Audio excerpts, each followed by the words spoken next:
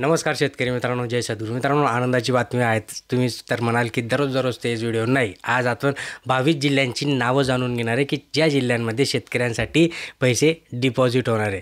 शेतकरी खरीपातील पीक विम्याची जी काही वाट पाहत होते त्याला राज्य सरकारने आपला पहिला हप्ता थकविल्याने 22 जिल्ह्यातील जवळपास 2160 कोटी रुपयांची विमा भरपाई रखडली होती. यात स्थानिक नैसर्गिक आपत्ती आणि हंगामातील प्रतिकूल परिस्थितीत या बाबी अंतर्गत मिळणाऱ्या भरपाईचा आता समावेश करण्यात आला आहे. राज्य सरकारने विमा कंपन्यांना आपला 700 कोटींचा पहिला हप्ता 2 दिवसांमध्ये देणार असल्याचं सांगितलं. त्याच्यानंतर कंपन्यांनी विमा हप्ता मिळाल्यानंतर शेतकऱ्यांना विमा भरपाई मिळण्याच्या सुरुवात केली आपल्याला दिसते. आणि त्याच्यानंतर आता यवतमाळ झाला, सर्व जिल्ह्यांचे आपण नाव बघणार आहे. 22 जिल्ह्यांमध्ये हे पैसे वाटप होणार आहेत. त्यामुळे शेवटपर्यंत बघा. लाईक करा, शेअर करा, सबस्क्राईब करायला विसरू नका.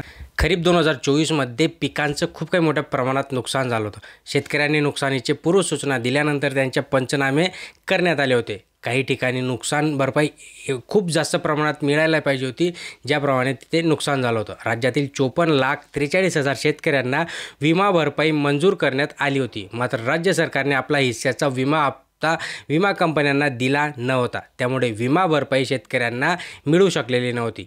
कोणत्या जिल्ह्यातील किती शेतकऱ्यांना विमा भरपाई द्यायची याचा आकडा विमा कंपन्या आणि कृषी विभागाकडे दोघांकडे होता. पेरणी न होणे, स्थानिक नैसर्गिक आपत्ती, हंगामातील प्रतिकूल परिस्थिती या बाबी अंतर्गत भरपाई मिळण्यासाठी राज्य सरकारने आपला पहिला हप्ता देणे आवश्यक आहे. राज्याला जवळपास 700 कोटींचा पहिला हप्ता विमा कंपन्यांना द्यावा लागणार आहे. राज्य सरकारने विमा कंपन्यांना पहिला हप्ता दिल्यानंतर शेतकऱ्यांना विमा भरपाई मिळण्यास सुरुवात होईल. राज्य सरकारने 2 दिवसांमध्ये विमा हप्ता देण्याचं सांगितलं आहे. कृषी विभागाने देखील त्याच्या माहिती दिली. काढणी पश्चात नुकसान भरपाई आणि पीक कापणी प्रयोगाच्या आधारे देण्यात येणारी जी काही विमा भरपाई आहे ती राज्य शासनाने आपला पुढचा हप्ता दिल्यानंतर मिळणार आहे. तर स्थानिक नैसर्गिक आपत्ती, हंगामातील प्रतिकूल परिस्थिती या बाबींमधून 22 जिल्ह्यांना भरपाई मिळणार असल्याचं इथे दिसते.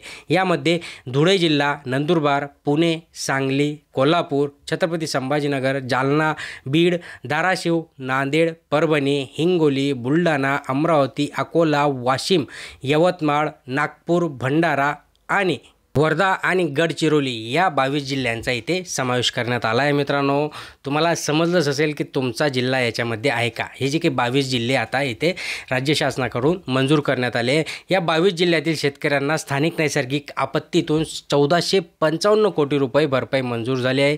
यामध्ये 96 कोटी रुपयांचं शेतकऱ्यांना वाटप करण्यात आलं आहे. तर हंगामातील प्रतिकूल परिस्थिती या बाबींमधून 705 कोटी रुपये विमा भरपाई मंजूर करण्यात आली आहे. काही जिल्ह्यांमध्ये दोन्ही बाबींपैकी एकाच बाबींमधून भरपाई मंजूर करण्यात आली आहे. सध्या स्थानिक नैसर्गिक आपत्ती, हंगामातील प्रतिकूल परिस्थिती या बाबींमधूनच भरपाई मिळणार असल्याचं इथे दिसते. काढणी पश्चात नुकसान भरपाई आणि पीक कापणी प्रयोगाच्या आधारे देण्यात येणारी विमा भरपाई राज्य शासनाने आपला पुढचा हप्ता दिल्यानंतर करणार आहे.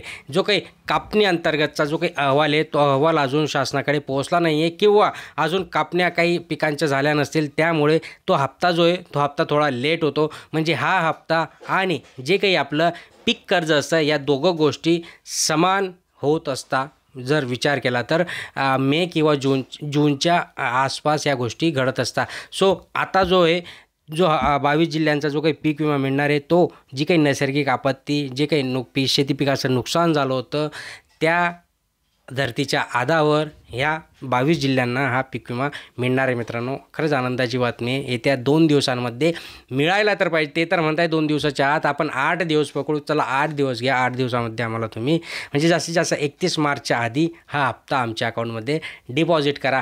तुम्हाला जर आला असेल तर खाली कमेंट बॉक्समध्ये नक्की कळवा. तुमच्या काय प्रतिक्रिया आहेत नक्की कळवा. चॅनलला सबस्क्राईब करा, लाईक करा, शेअर करा. धन्यवाद.